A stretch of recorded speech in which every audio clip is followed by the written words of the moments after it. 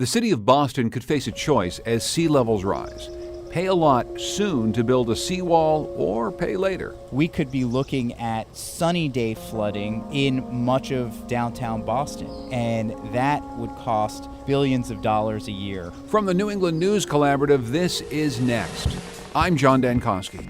From Boston Harbor to coastal New Hampshire, we'll look at preparing for rising tides. We'll also explore a place that's been threatened by the sea since it was created by the glaciers. The South Shore, which faces the ocean, erodes between 4 and 5 feet a year. Martha's Vineyard and a meeting of land and sea. And what happens when a historic part of New England tries to break with the past? You never know what you're gonna see. In the 413. Goodbye, Pioneer Valley. Hello, West Mass. It's next.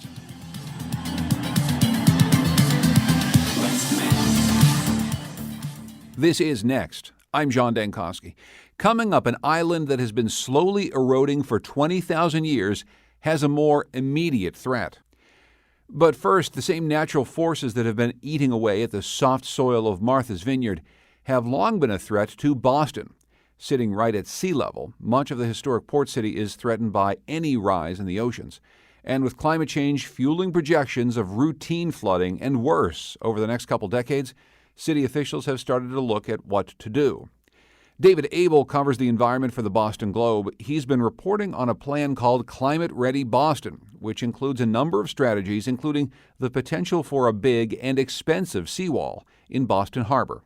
David, welcome to Next. Thank you. Maybe you can draw us a little bit of a mental picture here. What would it look like, this gigantic seawall, if indeed it were built? So I should say that this is very much just a proposal, and it's something that people would have considered pie in the sky until recently, but because of these models suggesting that sea level rise is going to be accelerating and potentially devastating to our region, there has been some serious consideration and now money on the table with a lot of serious minds considering building a massive seawall that would extend potentially from the north of Boston Harbor to the south of Boston Harbor. It could take various forms, and there is a team of scientists and engineers that are currently looking very closely at what might be the best way of extending a sea barrier through Boston Harbor to reduce the high tides and to reduce potentially catastrophic storm surges, given the possibility of more intense storms over the coming century. Projects like this are very expensive, and maybe we can talk about that in a moment, how realistic it even is to build a project of the type envisioned. But it has been done in other places. You looked into cities, including European cities, that have built seawalls. Well, what have you found? I mean, what might apply to Boston here? So there are similar kinds of walls, sea barriers that exist in places like Rotterdam, the Netherlands. Venice in Italy is building a different type of wall. There are massive sea barriers that have been built post-Hurricane Katrina on the periphery of New Orleans. These are expensive barriers, and the costs that we're talking about are potentially in the range of tens of billions of dollars, depending on how they're built, where they're built, and whether they're built at a certain scale or whether they're built smaller initially and are allowed to be or designed to be built in stages so that they can rise as seas rise in the future. Billions of dollars, tens of billions of dollars, probably something that could be a bit hard to stomach for a region that just got done with a big dig project. When you talk to people about the possibility of paying for this, what are they saying? Even if the sea levels are rising, maybe there's no way to pay for something as massive as a seawall this expansive. When you talk to folks or policymakers or scientists, the issue is whether it will be too expensive not to build the wall. There are studies that suggest as seas rise to potentially as much as 3 feet by the middle of this century and as much as potentially 8 feet by the end of the century, we could be looking at sunny day flooding when tides rise in much of downtown Boston. And that alone would cost billions of dollars a year, potentially. And maybe you can explain what that flooding might look like. You've got some wonderful maps in your story in the Boston Globe that we'll link to on our site, nextnewengland.org. And it shows some of the vulnerable areas, the very low-lying areas of the city that are filled in tidelands, really. Maybe you can paint a picture of what a normal day flood might look like on the streets of Boston. So a lot of historic Boston in some ways is fill. If you know the city of Boston, you know places like the Back Bay, you know the financial district, you know this whole entire new area, which goes by various names, whether it's called the Innovation District or the South Boston waterfront. These are all landfill areas. These are unnatural areas where the land has been extended, and they are very much close to current sea levels. And those areas are incredibly vulnerable to rising seas. We already, in portions of downtown Boston, have flooding when we have so-called king tides or exceptionally high tides. Of course, there's also the environmental cost of doing something like this. Many environmentalists would be worried about the damage to the islands in the harbor and some of the aquatic life underneath. What are people saying about that? Absolutely. You know, before we had the $24 billion big dig, we had another major public works project, and that project was cleaning up Boston Harbor, which was one of the largest environmental restoration projects on the planet. And there's clearly concern that if you create this unnatural barrier, you are changing an ecosystem that has been cleaned up meticulously over the last few decades. And you would have different currents and different flows of water. It would change potentially marine life. It could have an impact on seagrass and estuaries and all kinds of fragile ecosystems that could be changed substantially if you block the natural flow of water. So there's the long-term environmental cost, what comes with climate change, the need to think about this as a protective measure for the city, certainly. There's the short-term cost of how you'd begin to pay for something like this. And then there's a lot of politics around a question of building a seawall. Right now, the city of Boston seems to be somewhat at odds with the new Trump administration around its status as a sanctuary city. Do you think that given the enormous amount of federal help that would be needed for a project like this, that right now Boston's politically placed to ask for federal assistance in building a maybe very necessary project? So a project like this would require not just financial assistance, but technical assistance by the U.S. Army Corps of Engineers and other federal agencies. So this would not just be a city or state project. That said, this is something more of a generational project that would probably not get off the drawing boards during the Trump administration. So this is something that would require a long amount of consideration and investigation and blueprints before I think anyone would start seeking development dollars. And I imagine it would probably be at least a decade before we were talking about anything that amounted to construction. It is interesting, though, to imagine that if a project like this didn't get built for a few years, that there may be some new types of technology that could be employed. Do you think that there's some room here, David, for thinking in a bigger way than building a barrier, where maybe we could employ some types of new technology and some new thinking to reimagine this idea of living with higher seas? Absolutely. And a few years ago, Boston held a competition for a variety of ideas. And there are all kinds of innovative ideas. And, you know, some of it involves building large receptacles that would essentially be tanks where water would be funneled when the seas rise. And there are all kinds of options for trying to reduce the impact of the ocean essentially flooding the city of Boston.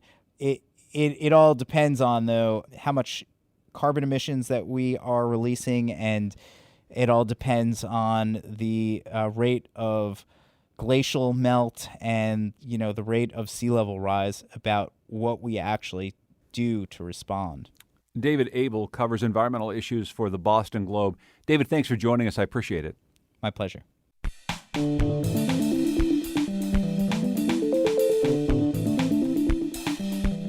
As Boston considers building an intricate seawall, a bit further up the seacoast in New Hampshire, communities are also preparing for the impacts of sea level rise. But as NHPR's Jason Moon reports, the city of Portsmouth is tackling the problem in a different way. In downtown Portsmouth, there's this little red brick building that sits across the water from Pierce Island. There's nothing remarkable about it. It's just a windowless brick box with a set of gray doors.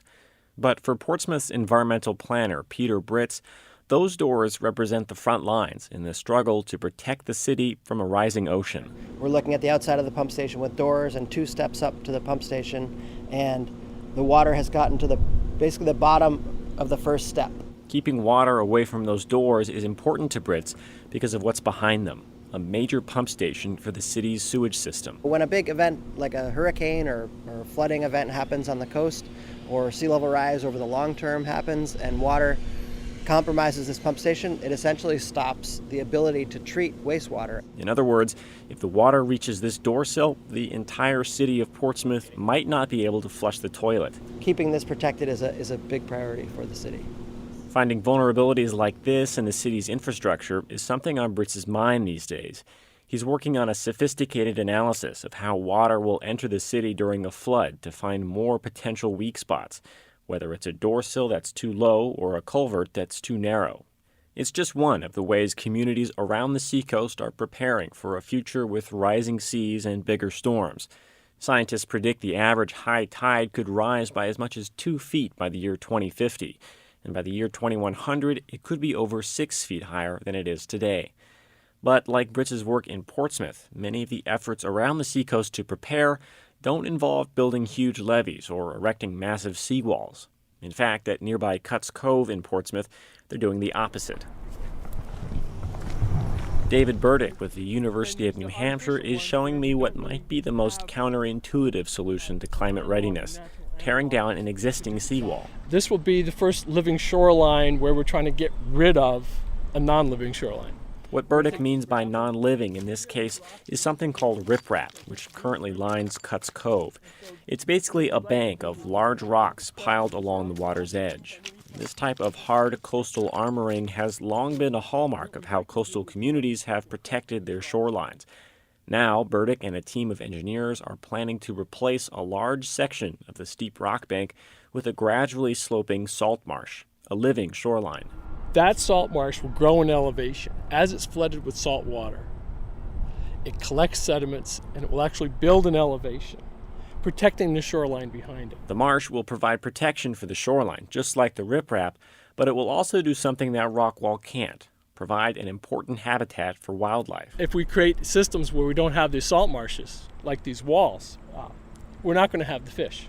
So if we want fish, if we want healthy habitats, we're going to have a combination of hard structures and soft structures. While Burdick is busy creating natural habitats that protect shorelines, the city of Dover is hoping to do something similar.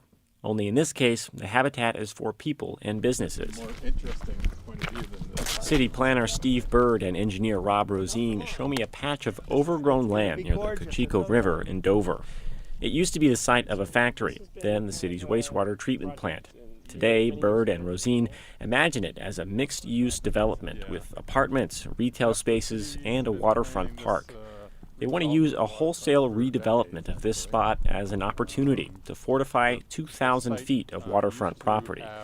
And the way to do that, Rosine says, is to build with the knowledge that, like it or not, the area will flood. You plan for storms to occur.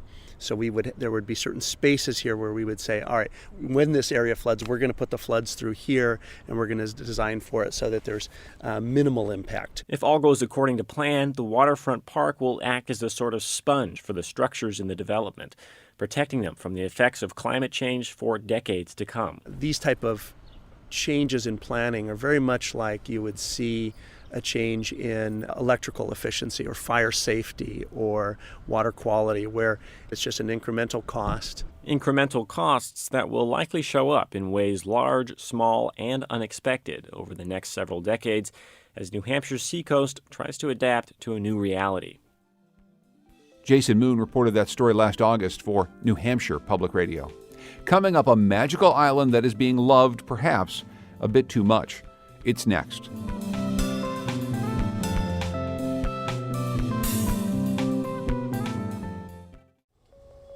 Next is made possible in part by our founding supporters who believe in the power of collaborative news coverage, including the Common Sense Fund, supporting the New England News Collaborative in its coverage of climate change and global warming.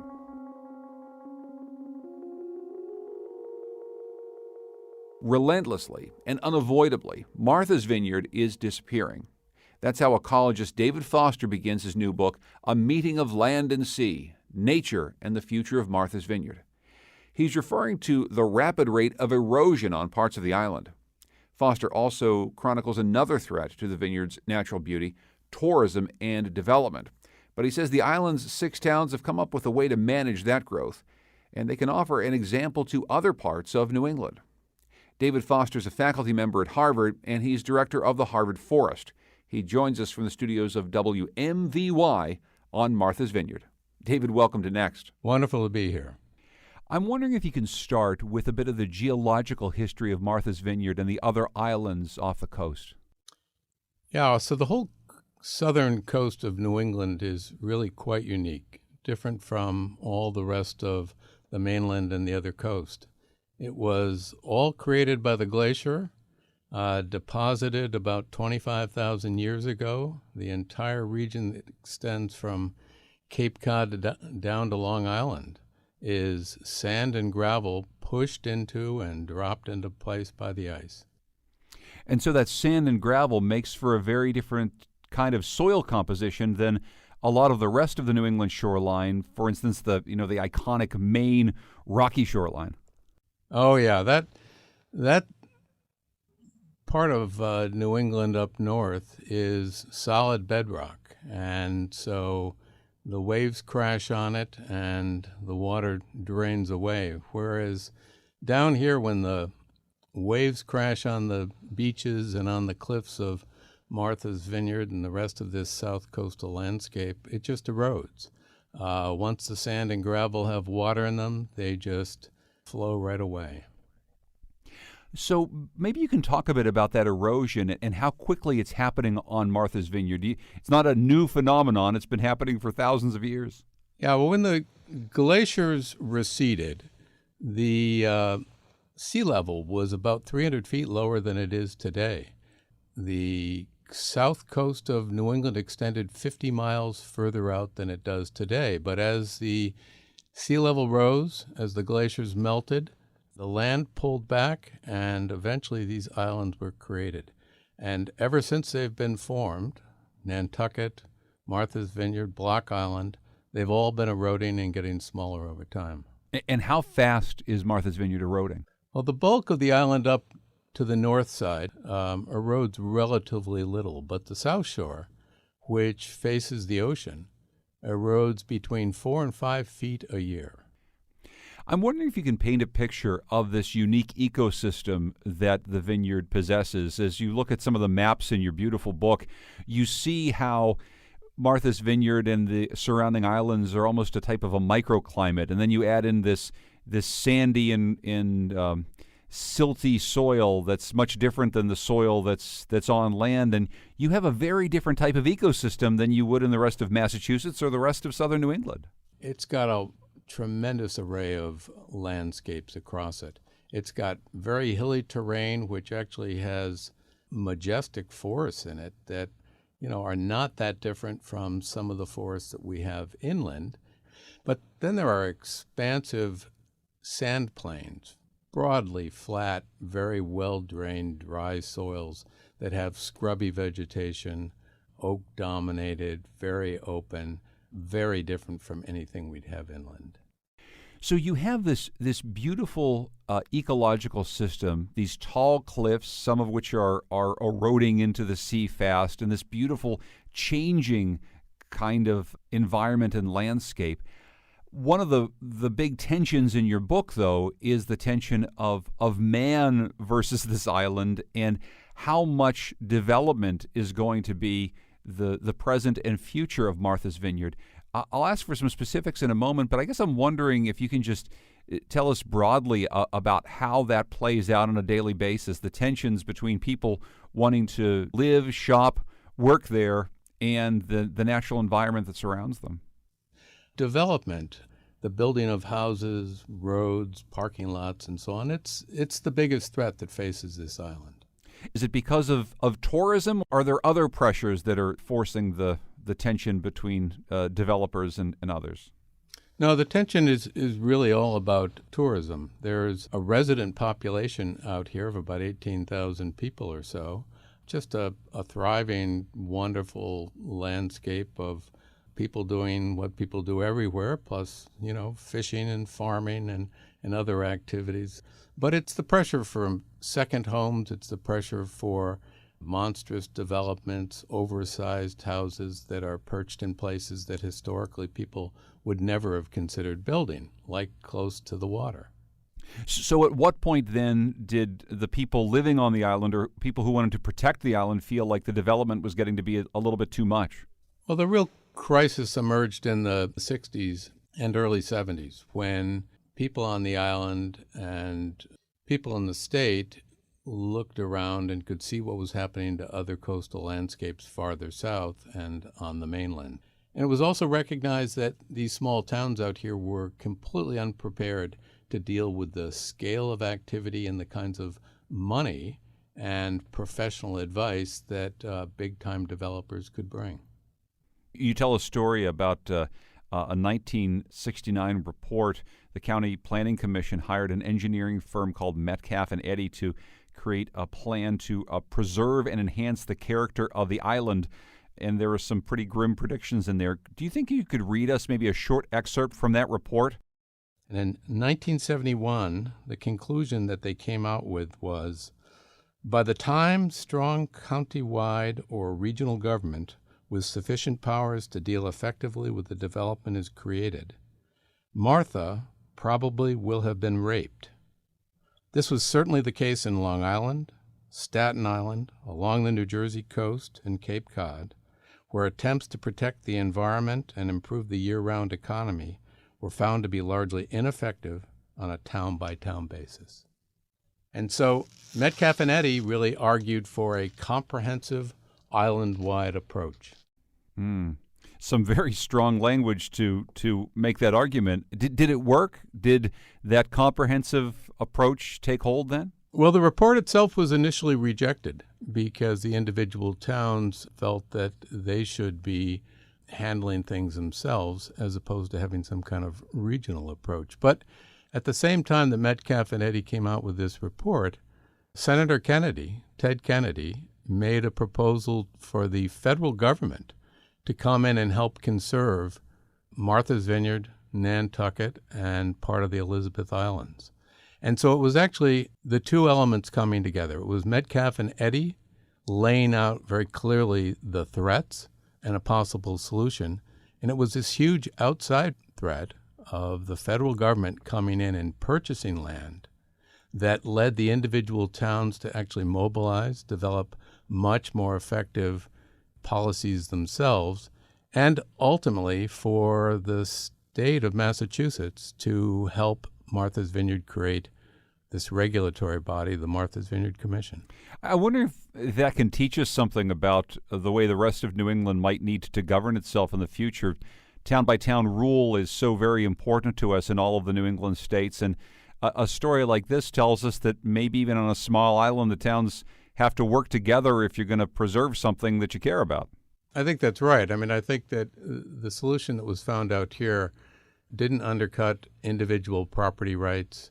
It didn't undercut, although it did create some tensions with individual towns, but it really argued that you need to have a broader perspective, a regional scale perspective. And there are movements elsewhere in New England to do this kind of thing. And if done well, it can be very effective. A lot of your book looks at the history of this place, how it was shaped, and how it has changed over the years.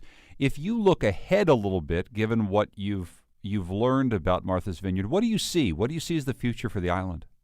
We're going to be continued to be affected by physical processes like erosion. There will be tremendous hurricanes that hit this island in the future, just as they have in the past. And I would say the island is not very well prepared for that. And this landscape, which was so heavily farmed in the 19th century, is still recovering from that. These forests that are out here are growing back in a tremendous way and getting more majestic every day. So all those natural processes are ongoing, and then there's this constant struggle with development and human activity trying to undercut these natural forces. But that's such an interesting paradox, isn't it?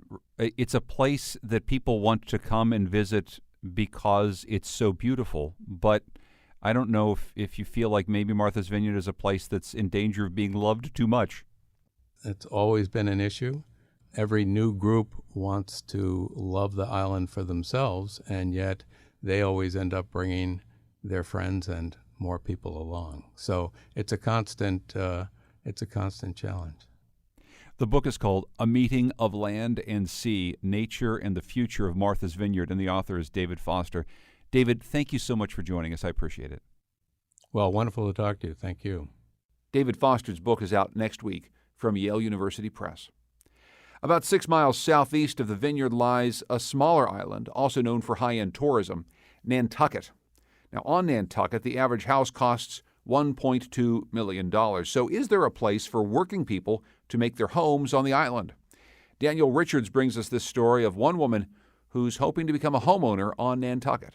When Alicia first moved to Nantucket in 2006, she realized two things. First, she loved this island off the coast of Massachusetts. The quiet and the quaintness, the cobblestone street. And second, if you're not a millionaire, it's really hard to find a place to live. I started out 14 Swain Street, and then I went to Teesdale Circle, and then... A lot of times, she could only afford to rent a single room. She'd have to hang sheets from the ceiling to separate out rooms for herself and her kids.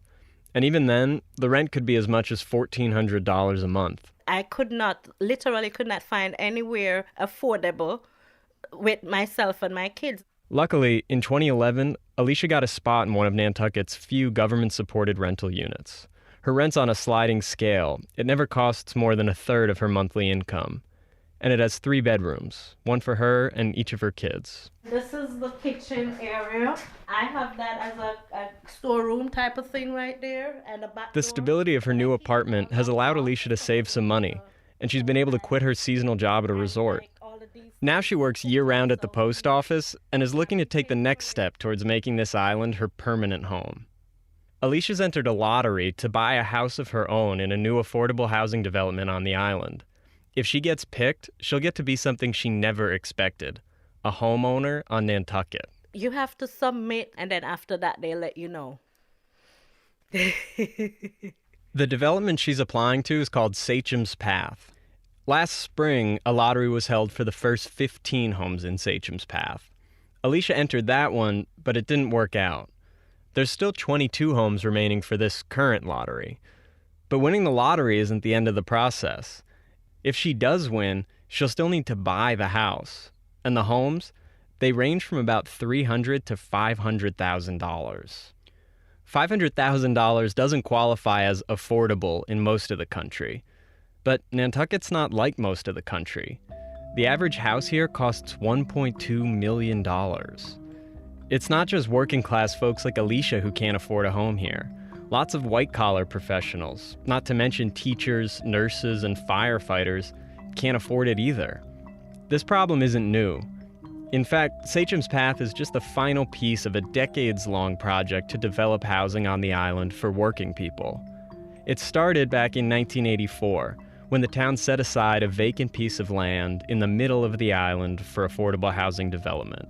Since 1994, it's been Renee Seeley's job to fill it up. Hi. Come on, Skip. You don't mind, dog?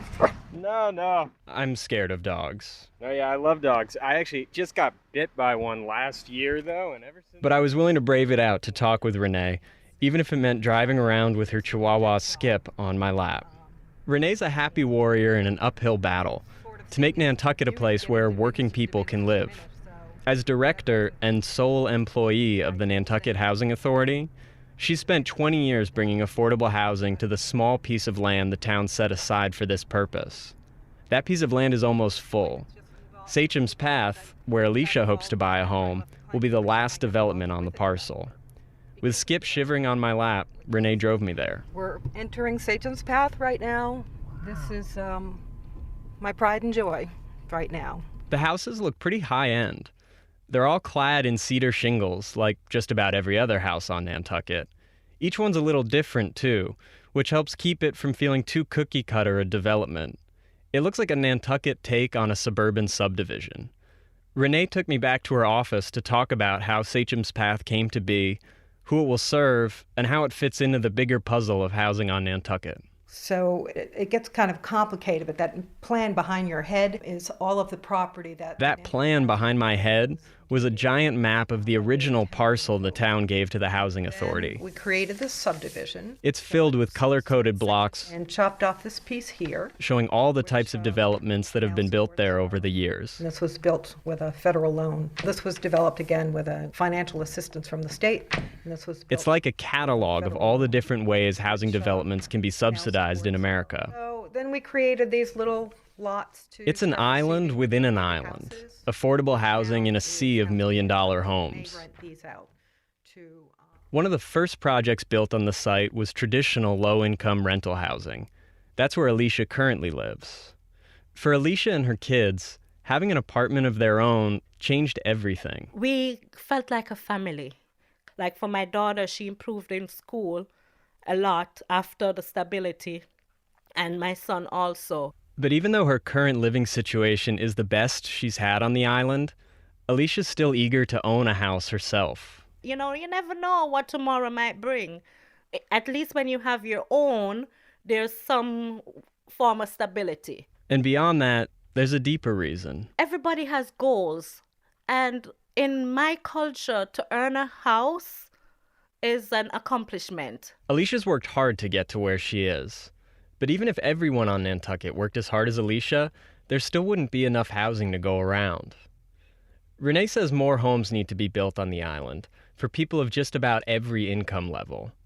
But it's hard to do in a place like Nantucket, a small island that seems dedicated to both environmental conservation and historic preservation. You know, we just can't keep building and building and building. At some point in time, we have to be done. To be clear, Renee doesn't think that time will come soon, but large projects like Sachem's Path are becoming harder and harder to develop. In response to this, a network of organizations has grown up around the Housing Authority to tackle the problem in creative ways. And even with Renee's talk of being done, she doesn't seem to really believe it. Sachem's Path is complete, and her island within an island is about to be all filled up, but she's already on to a new project. She's trying to create a fund for the Housing Authority to buy more land in the future. And after that? I always keep this picture on my bulletin board. Back in the early 1900s, Nantucket had these massive, huge Victorian hotels. Whoa. Now look at that. What if we recreated that and turned it into a bunch of affordable apartments? What would be wrong with that? Sitting out there on the veranda, I love it. I like to keep that. Regardless of what gets built on Nantucket in the future, Renee's thrilled that for the families who end up moving into Sachem's Path, there's going to be a new, permanent home on this island for them very soon. And Alicia's family might be one of them. But even if she doesn't get picked, she's not planning on leaving. I call it my fairy tale island. Anybody's, oh, where's that? I'm like my fairy tale island. And that's how I refer to it, because it's so peaceful and calm. And you have to really plan to come here. You can't just arrive. That was Daniel Richards reporting for the Transom Story Workshop. Since that story was reported in December, the lottery for Sachem's Path took place. Unfortunately, Alicia didn't win. but she says she plans to continue living in her rental on Nantucket. Coming up, when does a branding campaign for a state or a region work? And when does it fall flat? It's next.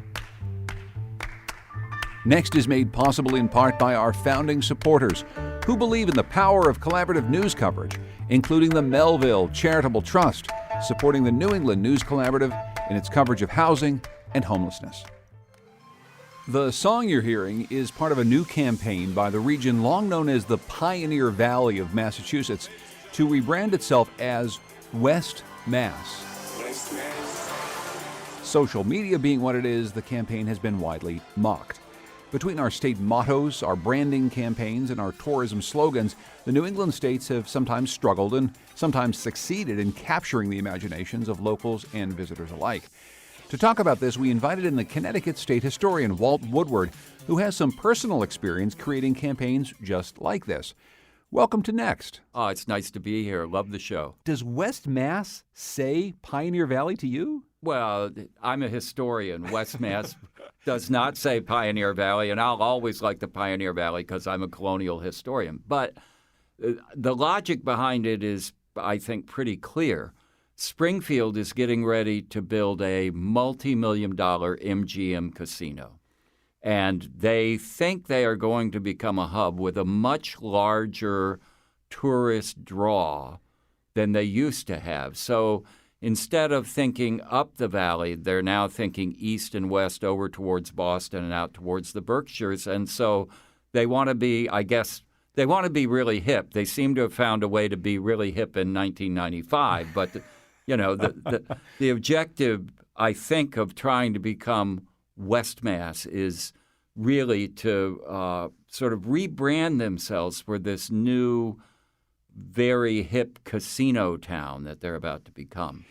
The idea that something would be known as the Pioneer Valley, to be fair, does feel a little bit moldy. I mean, how did it become the Pioneer Valley in the first place? It became the Pioneer Valley early in the 20th century, near the time of the tercentenary, which makes sense. When people began to move out of Connecticut back in the late 1600s and 1700s, they did, in fact, move up. Instead of moving west, they moved north, and they moved up the Connecticut River. As people celebrated that history on the 300th anniversary, it was still real and very vibrant to them, and becoming the Pioneer Valley gave them an identity. West Mass is built to inspire the people of the old Pioneer Valley to think of themselves as progressive and forward-looking, but that's aspirational. It may be potential, but unless it's, actually in some form happening on the ground, incipient, it's a struggle to make it happen.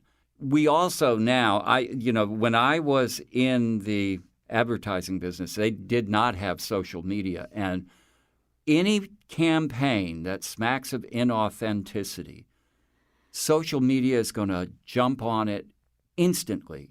And the West Mass campaign was, if you follow hashtag West Mass on Twitter, it was just pummeled. Talk a bit about your history doing this and working on campaigns just like this. Well, before I became a historian, I had a career in the music and the advertising business. And one of the things I moved towards a specialty in was doing advertising music. And my company really developed a niche in working and helping tourism products get nice musical identities and brand them. So over the years, I did many campaigns, state of Kentucky, state of Ohio, Philadelphia, Idaho, Kansas. As a songwriter, as an ad executive, what would you start with? What would you start thinking about? What we did then was try to find what's at the heart of the identity of the state, the place. What is it that is really in your DNA that makes you different? Many campaigns, advertising people are always trying to be clever. And clever is great. But if clever doesn't help you get to that really real identity of a place, you miss it. You know, recently a campaign in Rhode Island died even before it was born. It was died on introduction, the cooler and warmer. Yeah, Rhode Island, campaign. cooler and warmer. Yeah, and this is really an unfortunate story, I think, because it's cooler and warmer is generic, but it's the product of it's the brainchild of a brilliant graphic artist named Milton Glaser, who is the person who did the I Love New York campaign, did the logo for it many years ago, and that's one of the classic place branding campaigns of all time. Iconic. It's worked for decades. When Rhode Island went to him, he went through any number of things, and he developed a logo, looks like a postage stamp, had a billowing sail on it, and nice colors, looked like a semaphore flag, and the Rhode Island cooler and warmer. His idea was, showing this billowing sail reflects this is a cooler place. The people here do cooler things, and we are warmer than the other people in frosty old New England. So I wanted to fight the stereotype. Well, unfortunately, they rolled it out with a video. The video showed somebody skateboarding. Well, it wasn't a skateboarder in Rhode Island. It was a skateboarder from Iceland.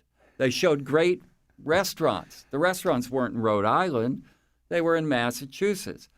The social media, the people of Rhode Island got on it, and they killed it. You've got to do something real about that place. Connecticut has a history of doing really lame tourism themes. I pulled together a list coming on. This is from 1980 to 2012. And so 1980 to 2012, this is just the state of Connecticut. This is the state of Connecticut. Okay. These are all the ways we have tried to rebrand ourselves to attract the rest of America. Okay. Better yet, Connecticut. See America in Connecticut. Classic Connecticut, Pride of New England, 1993. Connecticut, we're full of surprises. Imagine what social media could have done with that.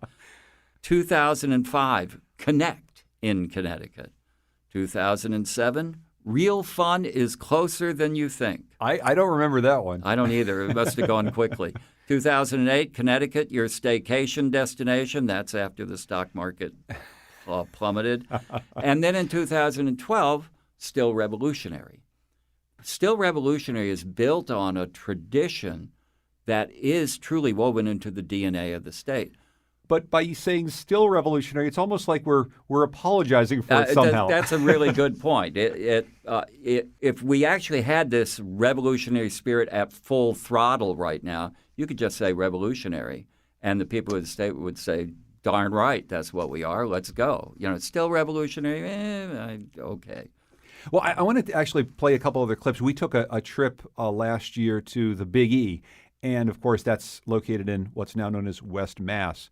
But the Big E is the Big Eastern States Exposition, and there's state buildings. So you can go and visit people who are representatives of each state. And we wanted to ask about the tourism slogans or maybe the state mottos of each of the states. I stopped by the New Hampshire booth to talk with Executive Counselor Joe Kenny, who was there manning a booth about the very famous New Hampshire slogan. What do you think the state motto should be if it wasn't Live Free or Die? I mean, everybody in the world knows Live Free or Die. I mean, is there another state motto that's maybe a little cheerier, perhaps? Yeah.